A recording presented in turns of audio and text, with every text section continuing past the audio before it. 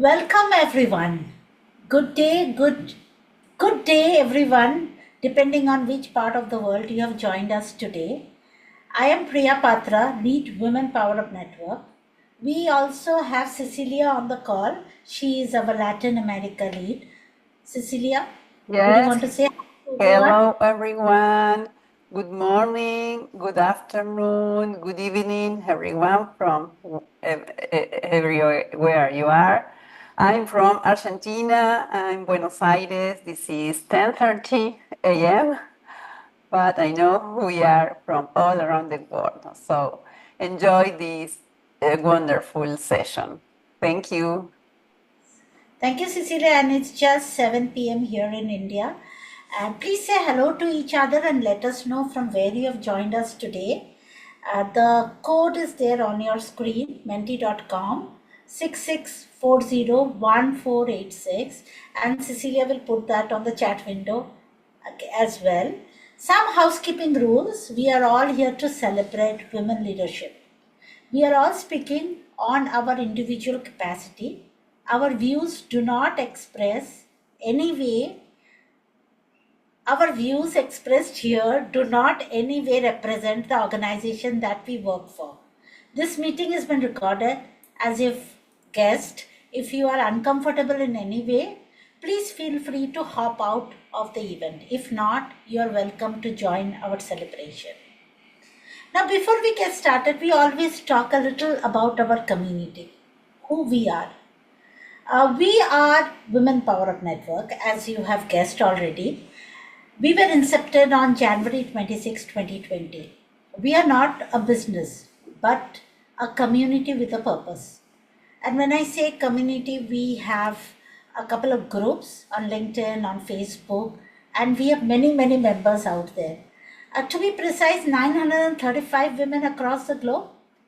And our vision is to empower everyone with the right support, skill, and we hope someday we will transform the future.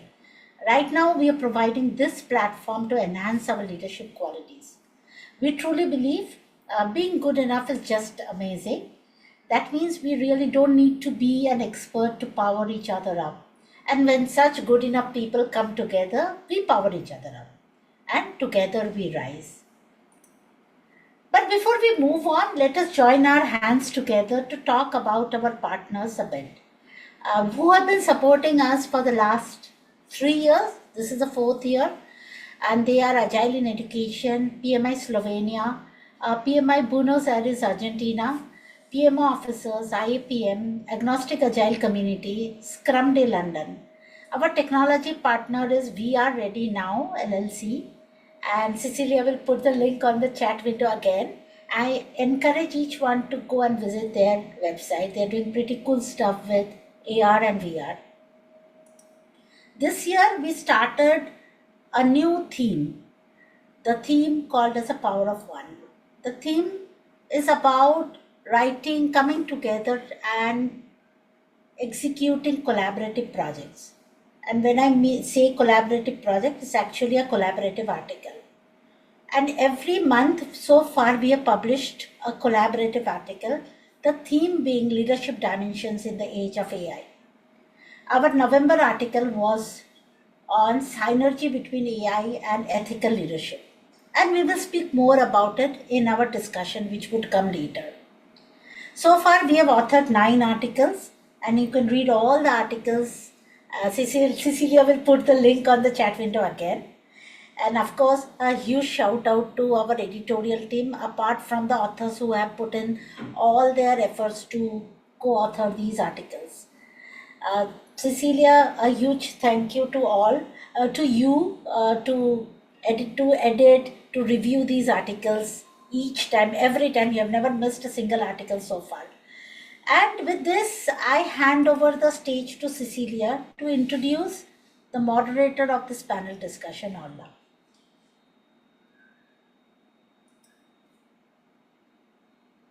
Uh, Cecilia? Yes, I'm sorry, I was mute. Okay, thank you, Priya. And yes, I will introduce Orla, our moderator of this session. Orla is Director of Technology Delivery in Technology Consulting at AI. Why? She's PMP certified project management with over 20 years delivering experience across the telco, financial services, and utility sector. She's passionate about building high-performing and engaged teams by taking a people-centric focus approach. Now, over to Orla to take the discussion forward. Thank Thank you so you. much, Cecilia. That was a lovely introduction. And it's my pleasure to be here today. And what I'll do is the first thing I'll do is actually just allow our panelists to introduce themselves. So I'm going to start with you, Tony, if that's okay, just to say hi to everyone. Hi, everyone. My name is Tony. I am in North America, Michigan to be specific. It is 8:36 for me in the morning, and I am very excited to be here. I am a senior project manager and I work in revenue cycle management. So I have a healthcare background. I have a master's in public health. I have not a specialty. I don't want to say that. That's a big word. But I have experience in researching healthcare finance and health economics. And I also am a certified practitioner for PMO. I earned my credentials this summer. So welcome. Super. And I'm so excited to talk about North America today. Super stuff. Thank you. And Naomi, would you like to go next, please? Okay, thank you so much. My name is Naomi, Naomi Kikoti from Tanzania. It's 4:35 p.m. in our end. Yeah. So my background, I have a bachelor degree in computer science. I'm a tech savvy. So also I'm working as a customer success manager at a company that deals with the training and consulting in project management. And I'm yet to pursue my PMP by December, hopefully to be a certified project manager as well. Yeah, so I'm glad and I'm happy to meet you all, and this experience was great, and thank you. Super. Thank you, Naomi. And Claudia, you're next on my screen. If you'd like to go, please. Yes. Hi, everyone. My name is Claudia. I'm from Peru. It's 8:38 today, right now. And I'm a psychologist. Now I'm working in HR, but I love AI. I love what we are doing. So it's exciting to be here. Excellent. Thank you so much. And Priya Lakshmi, you're next, please. Thank you. I'm Priyalakshmi Jayakumar. I'm from Sri Lanka, representing Asia today. It is 7:08 p.m. here. So basically, I'm having the engineering background in electronics and communication engineering. I'm currently working as a cybersecurity operations engineer in Sri Lanka Telecom, the national telecommunication service provider in Sri Lanka. I'm being a project engineer for the implementation of cybersecurity operations center there. That's all about me. Thank you. Super, thank you. And do we have Cornelia on?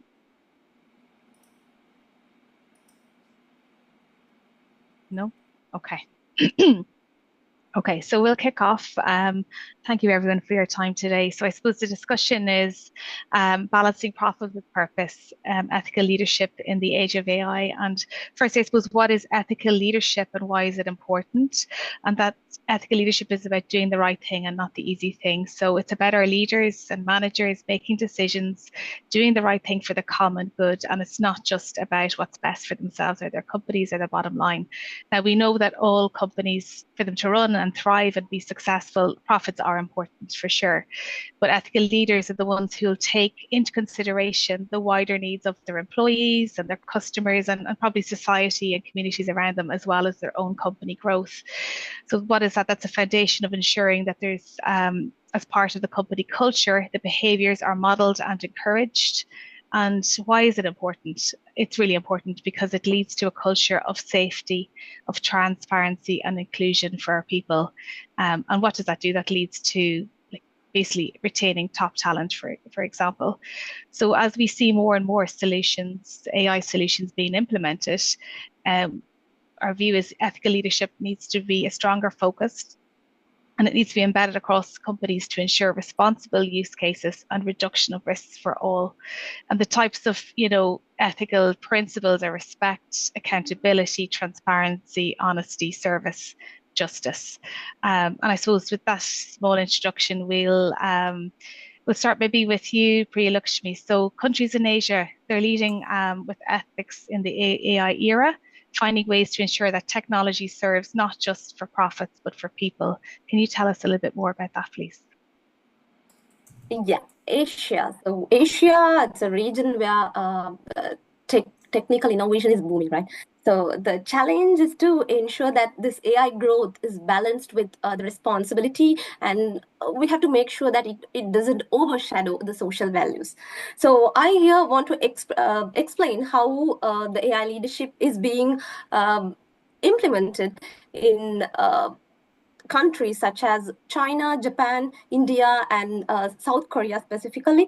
If you consider China being a global leader in AI, actually they have introduced a Beijing AI principles, which talks about the fairness and transparency to AI in 2019. And basically, they have introduced this facial recognition using AI with the public safety. And using the social credit system, using AI to monitor, they use that to monitor the behavior of the users, which is to reward or make the penalties of their behavior. So at a point, it became a risk to monitor closely the humans. So if I can tell an example, in Xinjiang, AI surveillance has been used to track the a specific Muslim community in their country, which led to a racial profiling. And if you consider Japan always considered about the human-centric approach. So their AI guidelines also emphasize about the transparency, accountability, and human rights. So they have come across this kind of an ethical issue in the hiring sector, because they found out while hiring, AI by default hiring, it is kind of being favorable to the young male candidates. So when they found out that, Japan started revisiting AI applications and took the necessary actions in order to match that ethical factors in the industry. Now, if we move on to Singapore. In Southeast Asia, Singapore is being the leader in AI. So they have introduced a model AI governance framework in 2019, and they basically imposed AI in public transport to algorithms to anticipate the potential crime spot. But ultimately what happened was it started profiling the communities, or it started targeting few groups. So they started facing the ethical issues. And then India. So there is the project as a responsible AI for all, led by Niti Aayog. So it talked about the fair and inclusive AI to everyone. They also have the Aadhaar system, which actually a largest biometric ID project given to the citizens to have access to the banking and government aid. But there was an issue as well. So it misidentified people from marginal communities. So Indian Supreme Court has limited this Aadhaar mandatory use, because they believed that citizens' right come first. So that was the action taken by the country. And of course, South Korea, they had the ethical accountability through their national developed AI strategy, and their smart city projects also helped managing resources like traffic and energy using AI. So they also prevented this misuse, and they also ensure the privacy and safeguard the private information of the citizens as well. So that is the things happening around in Asia. Super overview. Thank you so much. If we look over to you then, Naomi, for Africa, and how are they ensuring that the AI technologies are developed and utilized in a socially responsible manner and aligned with the values and needs of African societies? Okay.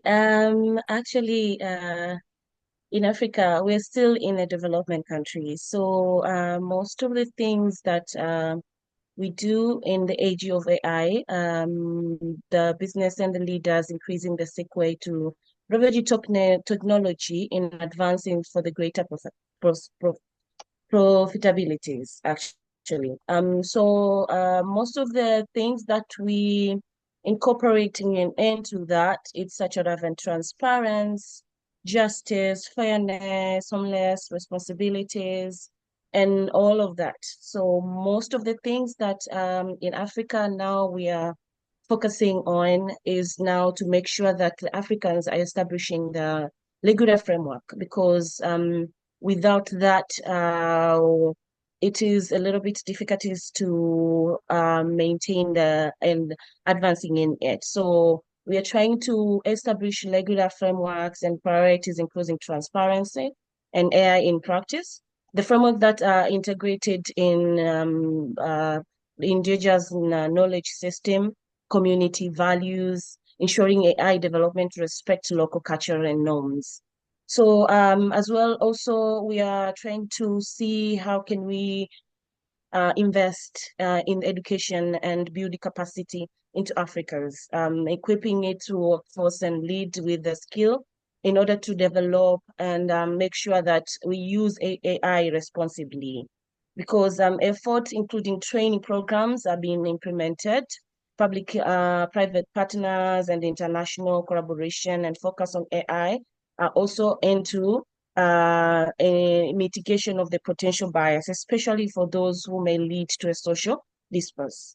As we know now, most of our societies engaging diverse stakeholders, including government, academics, civil societies, and all of that in order to shape the AI policies and technology, just to make sure that we use it to solve the present society challenges, such as healthcare, agriculture, productive, and economic inequality, while respecting the community inputs as well as the needs.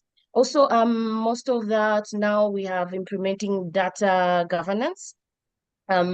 This way it's used to actually strongly emphasize on the ethical use of the data, especially in the light of AI, realizing that a large data set. Most of the African governments are organizing to promote data sovereignty and privacies. For example, in Tanzania, we have implemented a law concerning data privacy. So all companies are supposed to abide to that, so that we can all have the equipable, accessible to AI driving benefits.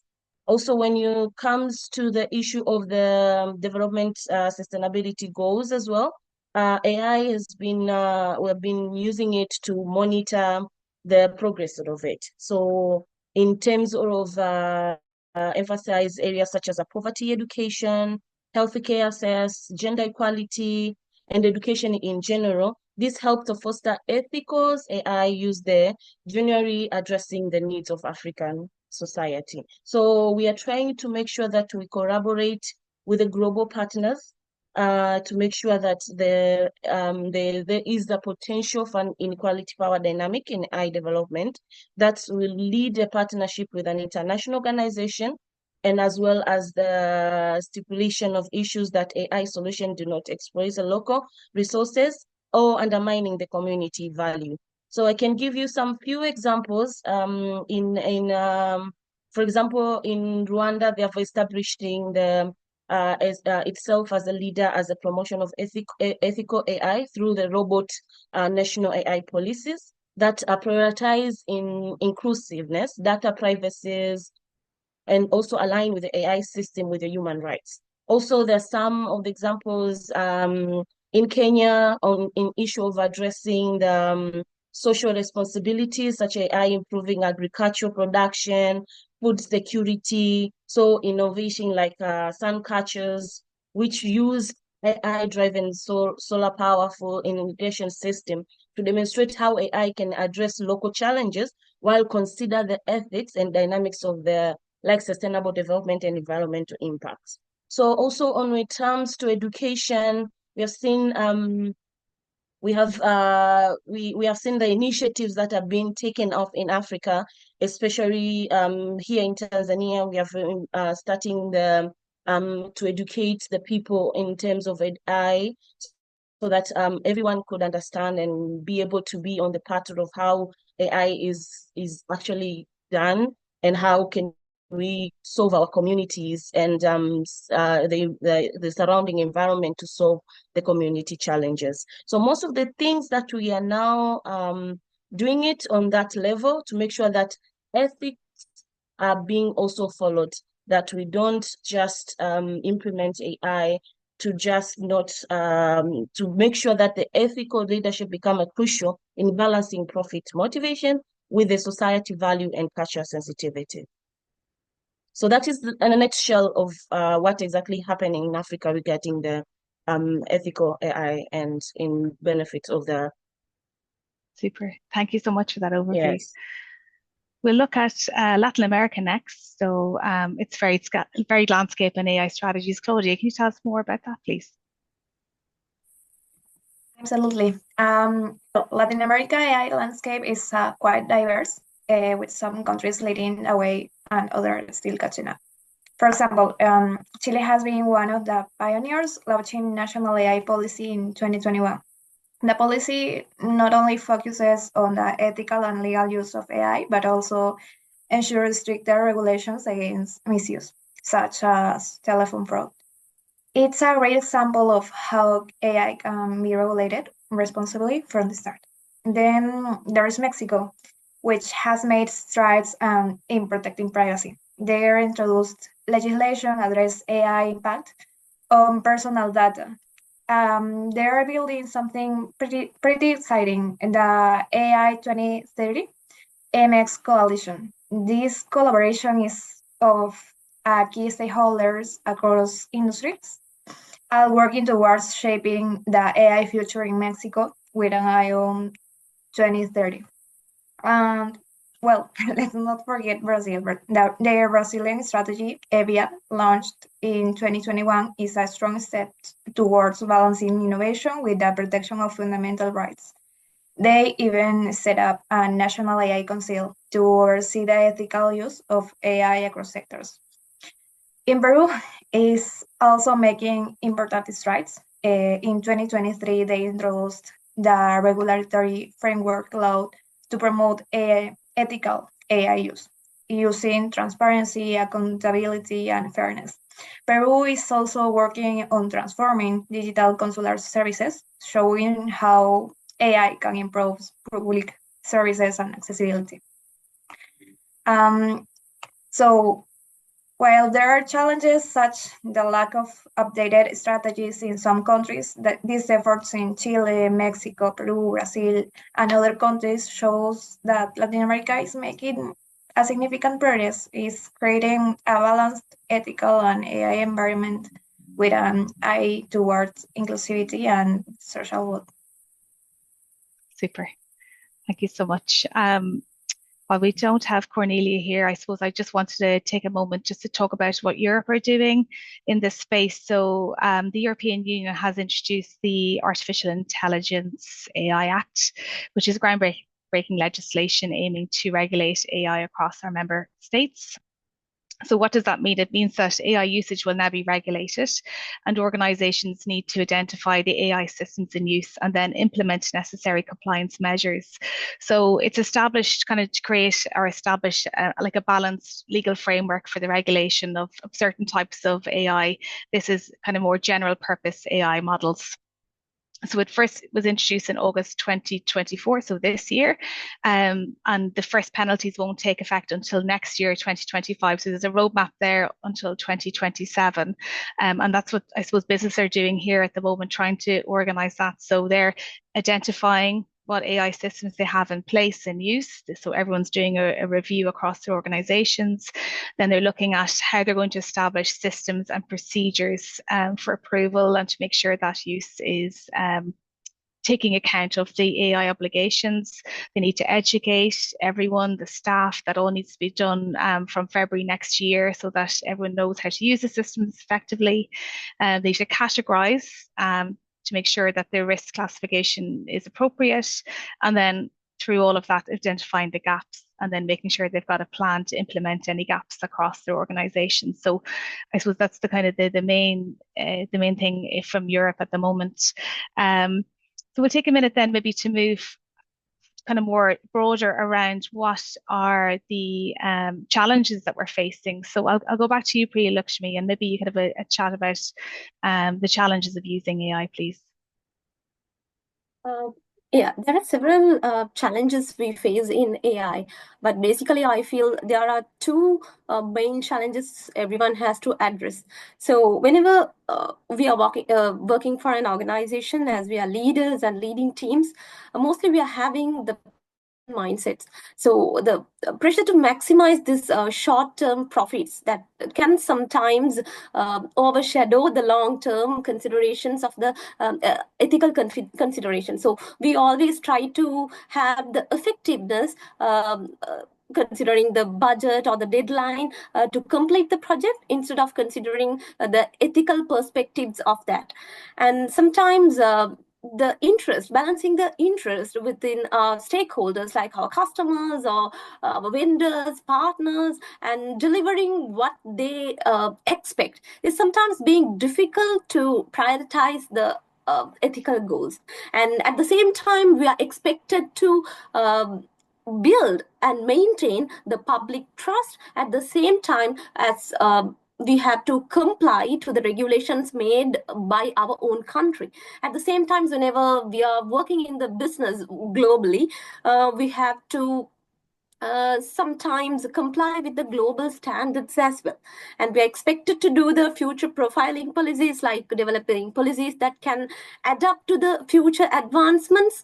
So those are the challenges when we try to do something and try to balance the profit over the ethical factors. And the other main thing I have, I think the most important challenge is about the lack of ethical expertise. Always we are talking about the technology, how we can have the technological controls, how we can do something different using artificial intelligence or any other technologies, but no one talks about the human-centric technology, right? So there can be instances where there is a scarcity of ethical leaders, where we lack expertise to take the necessary ethical perspective or the decisions. And we have the specified training to get trained for this kind of programs, and especially our employees might have this kind of knowledge gaps with the ethical collaborations.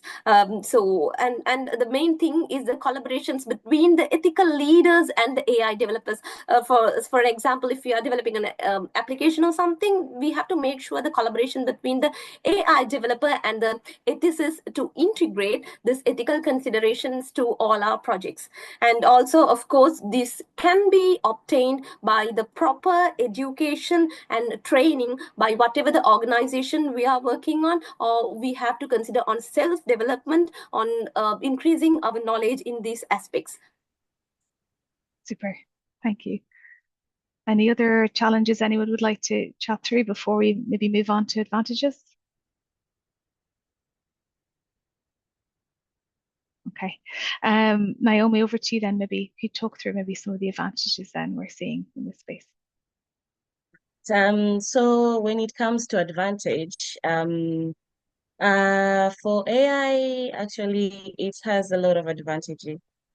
So for now, I'll just speak of the issue of the, it helps us a lot on analyzing data, especially when it comes to, for example, in agriculture and here in Tanzania, when you want to give out the summaries of the data, use of AI, actually, it's very helpful to now give you the data, identify trends, patterns, and even potential ethics risk. So it's help us on that at nutshells. So it's also making us to make a right decision. By using of AI, when it comes to data analysis, it gives you a broad thinking, and also it gives you those patterns and potential risks you can be able to identify, and also giving you a better way to now make a decision or make a strategies to mitigate whatever the challenges that you have. So it's giving us the insight of the data driven. Also, on another thing is ethical training and development. Also, it gives us the more focus on the it gives us more on providing personalizing a training and development programs for the leaders. Now you can, by the help of the AI, you can structure the training, you can structure the training according to the people that you want to, and then AI can help you to support on that, giving you the insights and also giving you the as how it's analyzing everything. So you be also focusing on the decision making and also bias and awareness and responsible to the AI practicing, as well as the in the issue of automation. We have seen now a lot of things are being automated. Now we can, for example, I'm going to the hospital, maybe from one hospital to another, my information are being automated. So if I was treated on another part, if I went to another hospital, and the help of that I can get the information without having again going back, because at the back of the days we actually used to go with the files, and wherever you go, for example, in the hospital. I can give the example in Africa, because we are still on the development part. And what I was giving an example, like Rwanda now, they're doing at medical drop. For example, you can just communicate with a doctor and get the insight, and then doctor diagnoses you and gives you the details, and then the use of AI and drones helps you to allocate your location, and then help you to drop where your location is, and then the package for your medicine. So it's the help of AI, because we live in a remote areas. Access of the medicine to be on the city, it's a very difficulty. So in the help of AI, that it's really helpful to the the community as well. Also, when it comes to the issue of the scenario planning and the risk assessment, it helps us also to, as a leader, to anticipate potential ethical challenges and develop the strategies to address them proactively. Because when you have all the things that been you have all the analysis, you have everything that is given at your, then you can make decision. But all of this is just the help of AI. So also it's also help us to give us the bias in detection and mitigations. So the system that have been developed, the AI that have been implemented, it help us to ensure that they are fair and equitable. So people are being everything that is now at the palm of your hands. You can now do, you can now see, you can now even analyze and give the having an ethical having the leadership that is ability to also inform and transparent and inclusive decision. So I can just touch base on that part of the AI advantage, but there are a lot when it comes to agriculture, when it comes to health sector, when it comes to industrials, and now we can see the AI helps on the production, even identify the products that we are sending it to the customers. So it's that broad, but with the help of the understanding and help of us as the Africans to know that these benefits are really good to us and solve each of the community. So it gives us more of the role and develop ethics leadership by that. So I can speak on that nutshell, getting that advantage on the AI and ethical leadership. Super, thank you. I'm just going to go back over to Tony now to kind of give us an overview of Canada and North America, please. Yes. Hello again. So I'm just grateful to listen to everyone who's presenting, because you have researched significantly more countries for your continents than myself. I wanted to acknowledge that. So it's wonderful to hear a view from like the world, instead of just hearing from like one place. So thank you so much for all of your research. So I did US and Canada, and because I am healthcare, I always think of regulations. So I approached this topic from how is Canada and the United States, how are they setting themselves up and their citizens for success within AI? And I had to just think about like what was AI exactly, and this and like just so simple. It's just computers and robots. That's all we're talking about right now, is how are we going to make sure that we as leaders can make sure that the computers and robots that we are controlling are doing things fairly, transparently, ethically. So for Canada, the one regulation or law, I don't know the proper term, I'm not a lawyer. So I want to highlight for Canada, the Montreal Declaration for Responsible AI. So what this is a group of experts, scientists, and citizens in Montreal came together, and this came out in 2018. I don't know when they started this idea for this, but they came together to create the Montreal Declaration for Responsible AI. And this declaration is about making sure that we Canadians are, they can create smarter technologies, and that the technologies that they create, they are able to use them wisely and ethically. It encourages everyone from governments to tech companies to consider the impact of AI on people and the planet, because it's not just profits, it's how we are using these technologies that are affecting our real lives as humans. And it also ensures it's a positive force in the world. And there's a lot within the declaration, and I don't want to bore you because like I could, but I'm not. So I'm just going to cover three things that are I found interesting that are for takeaways. Environmental sustainability from the declaration. AI should be developed in a way that is good for the environment, because this is in a way, I like to think of it as you're creating a legacy. We're all here trying to understand at the foundation how we can build something really strong together and be really successful together. Safety is another takeaway. AI systems should be safe and secure from errors or hacking. And I want to highlight this because of data is so fabulous, and it's not just our banking information or our private numbers or our passport codes. You have to think of your genetic information as well. So you want to make sure that the systems that you are building, that the legacy systems that you're building, they have future proof in it, so it won't be hacked and you won't have any issues with any data for anyone ever. And then last, I want to highlight for Canada is democratic participation. People should have a say in how AI is developed and used in society, because AI affects society. So I thought that was really neat for Canada, and I'm really excited to see what they do next. And I'm American, I'm in Michigan, so I'm going to talk about Executive Order 13859. And I'm highlighting this because executive orders are so fascinating to me. And I'm not going to bore you with legal terms, but executive orders are orders that are signed by a president. This was signed in 2019 by Donald Trump. And executive orders can only be removed by a president, or like there's all these other things. So I'm just like really interested in Executive Order 13859. So what is this executive order? It's a special set of instructions made by the President of the United States, Donald Trump, in 2019. It's all about AI. It's just about computers, robots, machines, making sure that they're able to perform tasks that usually need human intelligence.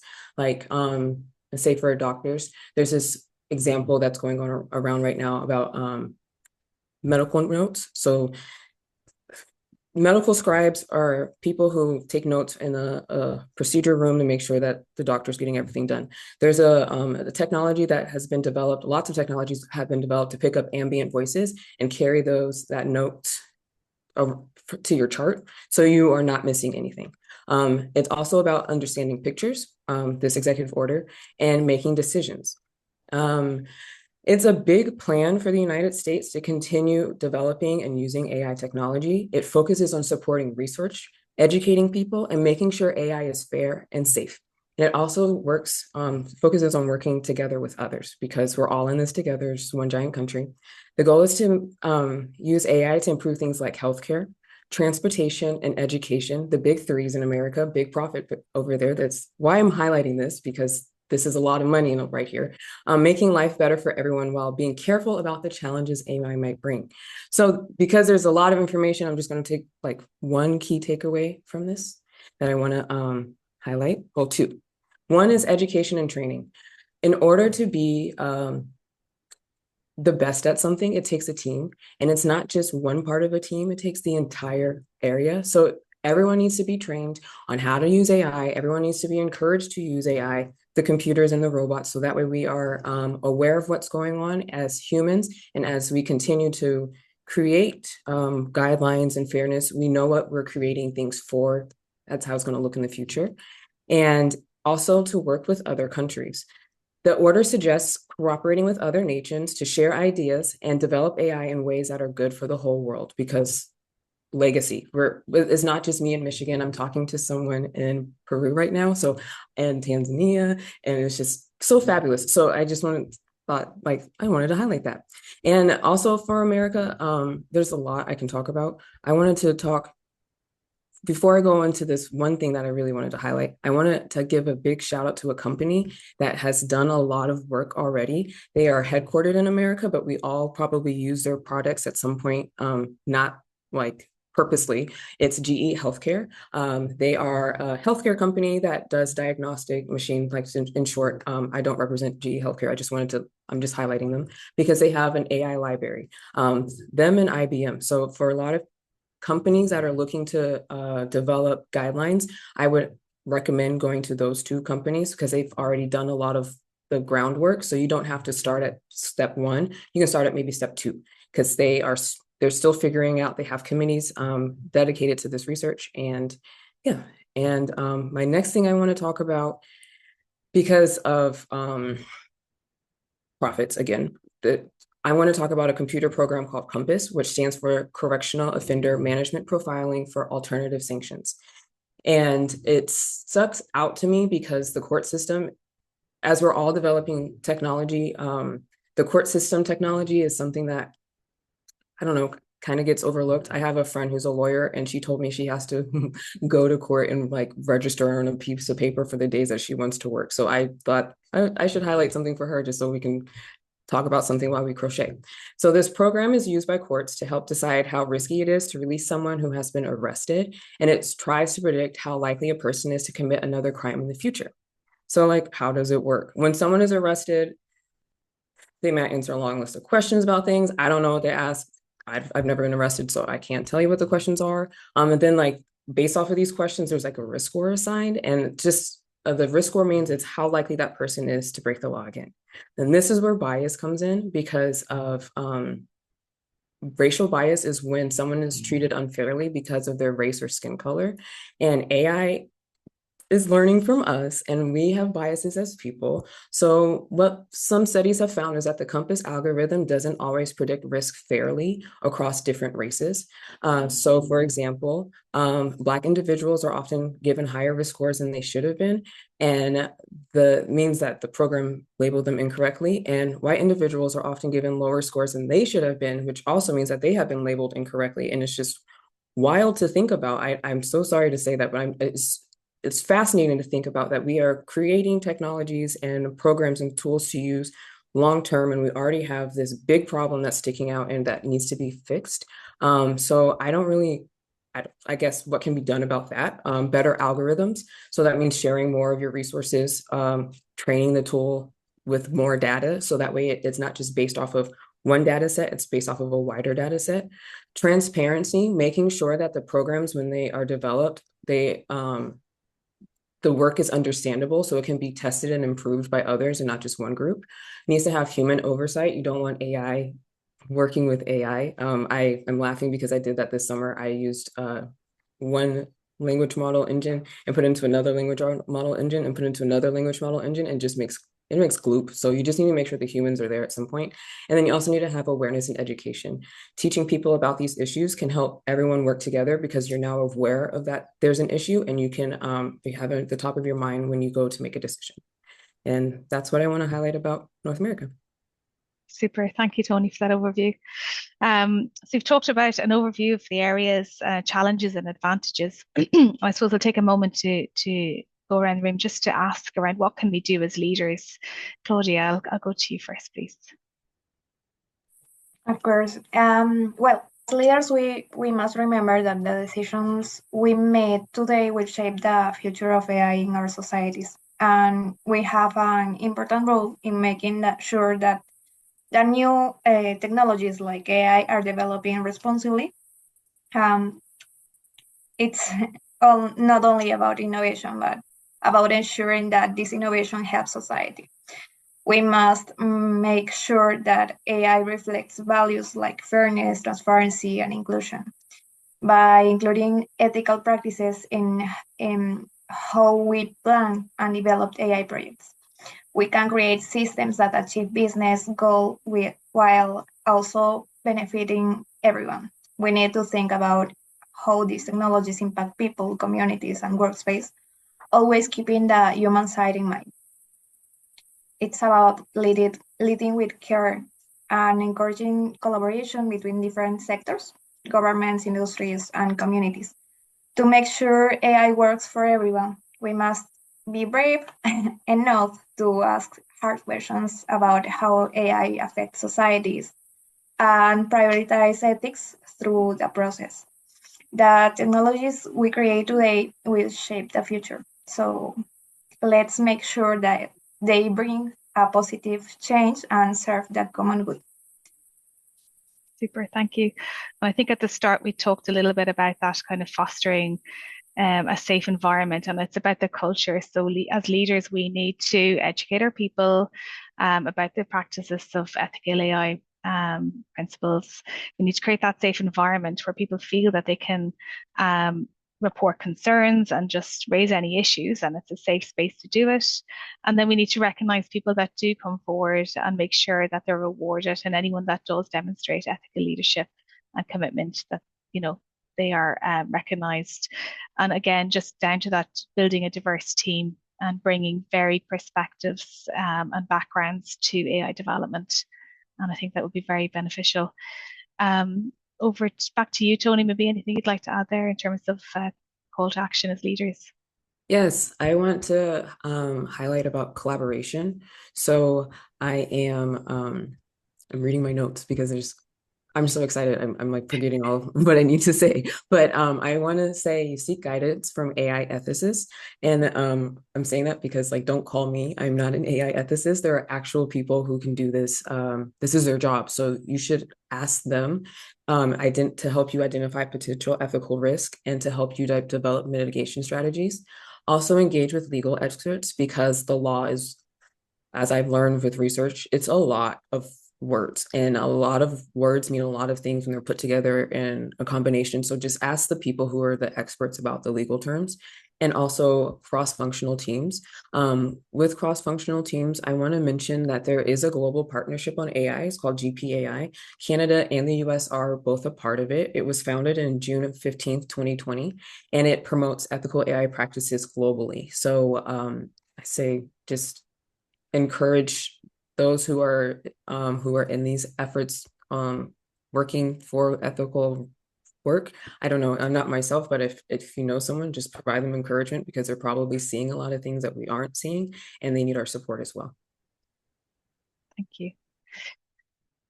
Okay, I suppose I'd just like to ask everyone to reflect on, I suppose, their experience on writing this article, and I'll go to you, Priya Lakshmi, first. Anything you'd like to say? Yeah, actually working with these inspiring women from across the globe has been a very good experience for me. That's on ethical leadership in AI, which transcends borders, uniting us in the shared purpose of creating technology that serves humanity in responsible manner. Thank you so much, everyone. I love this experience.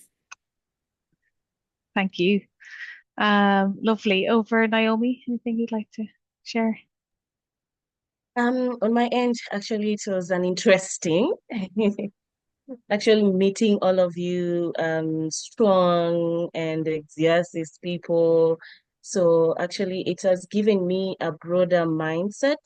When I was actually writing the article, it's given me to now look beyond what I know. Yes, I am a tech savvy, but I had to like look beyond of the things that I know and on the thing that we have been sharing. So it's like an eye opener, like whatever the things that happening in Africa, it's also happening in another countries, in another continent. It's also giving us a broad understanding, like, okay, if I have this, I can go and search for more on this and understanding all these things. So it has been really a good experience on my end, actually good and super experience meeting with all of you. Claudia? Yes, it was truly exciting and insightful to explore the regulations being developed across Latin America and listen how they are in around the world. It's clear that AI is shaping up to be a powerful tool for progress in every country. It is. And Tony? I had a really good time. At first, I was very nervous that I said yes, and then I wanted to say no. And to be honest, I was like, what did I get myself into? But I'm really glad I pushed myself, or I was pushed out of my comfort zone, and I feel more confident with moving forward and doing more research, I guess, on my own, because I wanted to do this with some friends, and it was nice meeting with everyone because I'm so inspired by everyone. At first, I was very much like, I can't talk to anybody in the room because you guys are so wonderful, each of you. But then I realized I was in the room with you, so I had to relax. And it's just been a really good time. And this has been I had a lot of moments this year, but this has been like the number one moment. So thank you so much for including me. I think that's a fabulous summary, actually, Tony. And I just from my perspective, I'd echo that. I'd echo the saying yes and then feeling immediately, oh no. But coming together and seeing all the different perspectives from across the world. And like I work in a global company, so I work with people all across the world every day, but it's different sometimes coming together for something like this.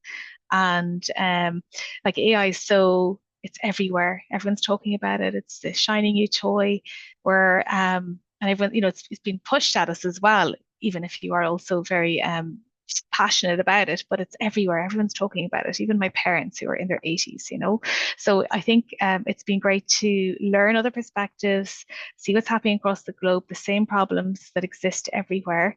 And I think one really interesting element today was Naomi listening to you and that fabulous use case about the drones dropping medicine. Like, I think that is just so powerful. And that's what's exciting is the good that could be done here. And we just need to remember that. And I've come from, I'm a 90s, well, an 80s child, but during the 90s watching the Terminator movies. And the future is now, like, we're living in that world now where robots exist. And, I also, in the back of my mind, I have that fear as well. But that's why the importance here from leadership, from everyone, from the framework, top to bottom, and bringing the structure and frameworks and the ethical piece to it is just so super important. Are there any final comments? We could open up the floor for questions.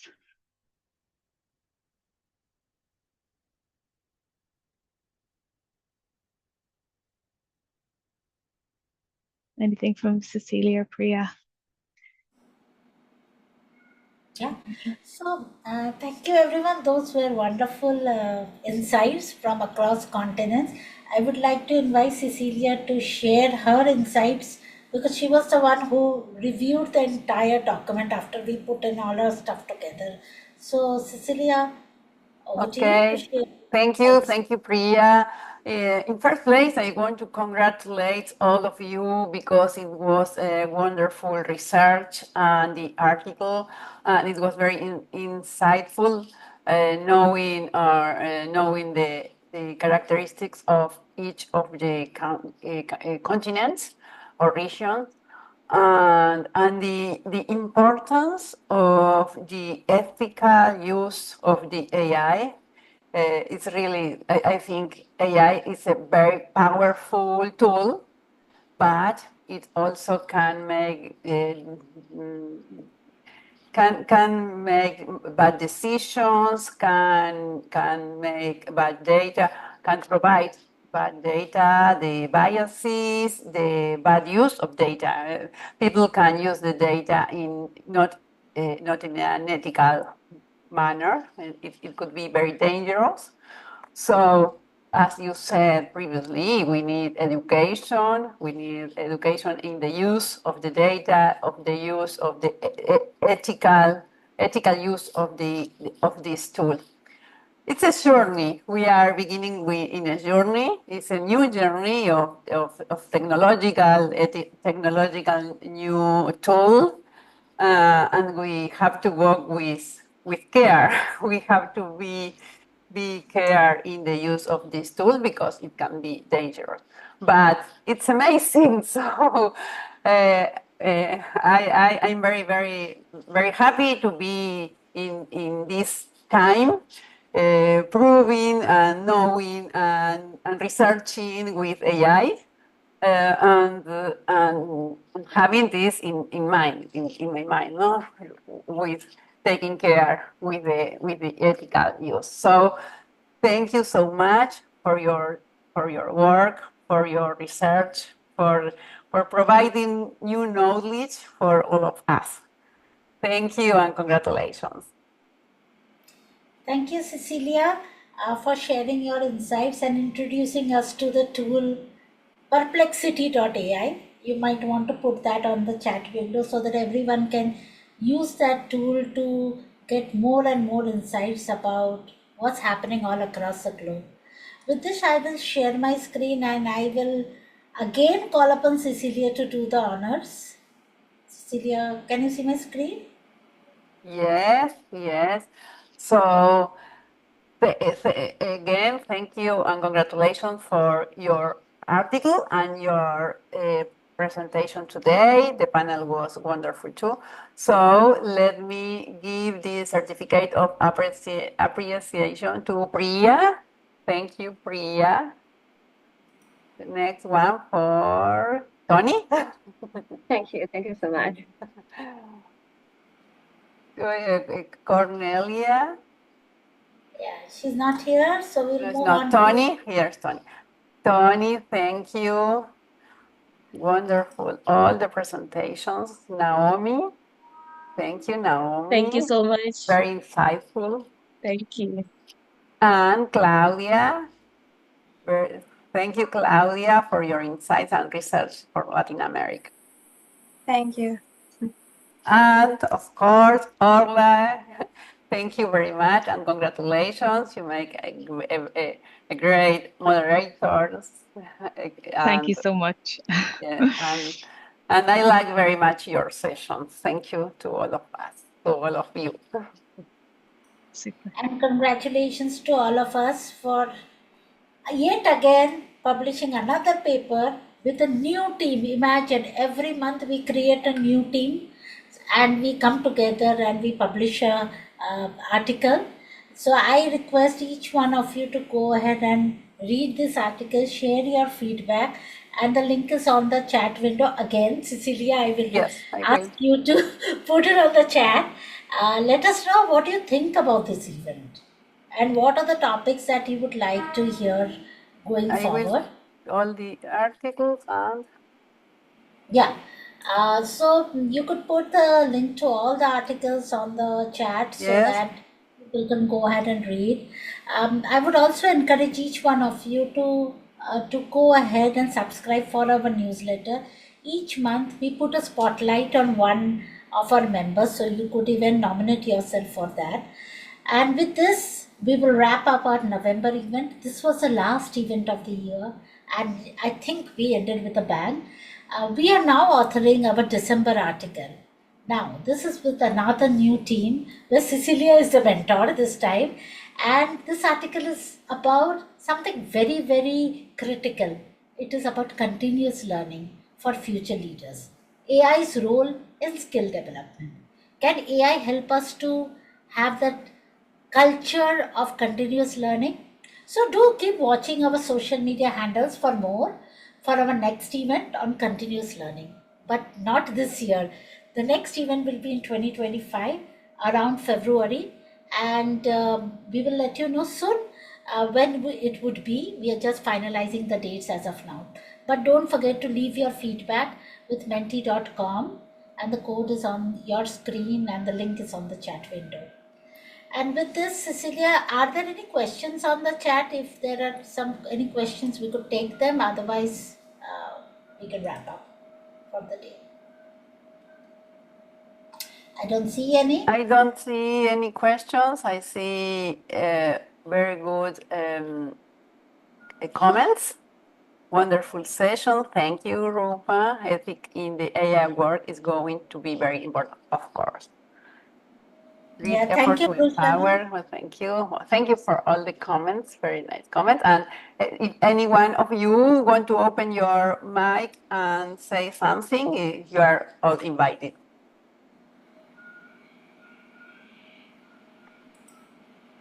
Roshali, would you want to say something?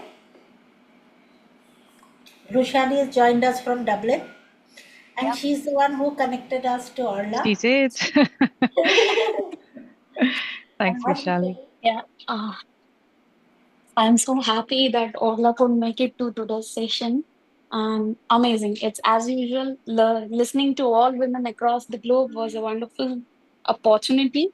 Learned a lot. I'm looking forward to the next session in January. In February, not in January. Oh, in February. We are taking a break. All right. So, is there anyone else who wants to share something, your experience, or have a question? Taiwo is here. Hi, Taiwo. Taiwo has joined us from Nigeria. And Marina is here too. Sorry. Yeah. Hi, Taiwo is Priya. Taiwo. my star team member from Chapter Exchange. Hi, Priya. Hi, everyone. I have stayed attuned since I joined, and I've learned quite a lot from everyone. And this is an exciting, let me say, webinar or session that I look forward to because of the kind of topic that you bring forward. So the topics that I've been part of so far that I've listened to, especially the one for today as well, they have always been trending and interesting topics. And you see that no matter how much you have or how much of experience that you have, there is always something new to learn, especially when you bring these kind of professionals around the world. And what makes it more interesting is because they are all women. So I'm always eager to learn from women. You know, they bring different perspective to learning. So thank you all for the knowledge that you have shared today. I'm looking forward to more. Thank you, Priya, for bringing me on board. I hope I have not put you on the spot, by the way. Is there anyone else who wants to share something else? We will all open up our videos, cameras, and take a group picture. Okay, we'll wait for one more minute, and we are just in nick of time. Orla, you will not be finish on time. Okay, all right. So let us all switch on our cameras if you can, and let us take a group picture. Good. Rupa, how are you? Hi. Hi, I'm good. This was a lovely session, Priya. I enjoyed it thoroughly. Thank you, panelist. So I will say thank you to them and the moderator. I'm taking. Cecilia, are you taking the picture or? Yes, I'm taking the pictures. Let me take another one. Okay. Done. Thank you, everyone. Thank you. Thank you. Monica, Fabulous. you want to switch on your camera? She's gone. Everyone will leave now. Okay, all right. So I think it's time to say bye to 2024. Oh, she's walking, so she cannot switch on her camera. Okay, so it's bye from us. In 2024, we will meet again in 2025. Till then, stay safe, stay healthy, and let's keep in touch. Bye bye. Take care, everyone. Thank you so much. Thank you. Bye, everyone. Thank Bye. you.